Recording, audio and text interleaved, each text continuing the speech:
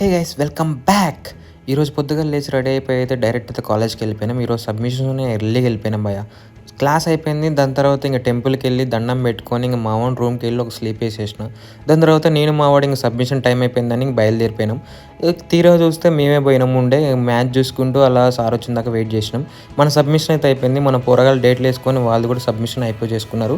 దాని తర్వాత రూమ్కి వచ్చి అయితే స్లీప్ వేసేసినాం. స్లీప్ వేసేసిన తర్వాత చిన్నగా మనం ఇంకా టైం అవుతుందని లేచేసి మన ప్రీ వర్కౌట్ అయితే తీసుకొని జిమ్కి అయితే బయలుదేరినాం. ఈరోజు మన వర్కౌట్ వచ్చేసి బ్యాక్ అండ్ బైసెప్. బ్యాక్ ఈ 3 వేరియేషన్ విత్ 12 reps కొట్టేసినాం. ఇది ఒక 3 sets విత్ 14 reps కొట్టేసినాం.